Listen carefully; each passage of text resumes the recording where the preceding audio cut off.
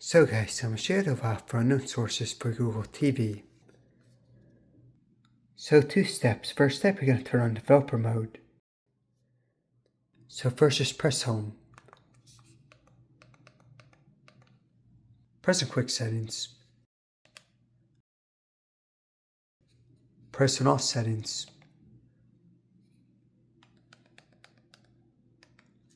Press on system. Press about. So you're going to the bottom, you see the developer build. So you're going to press on build 7 times.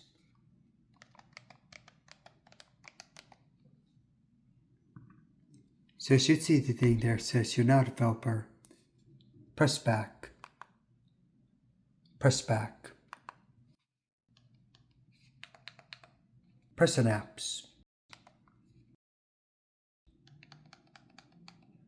Press on security.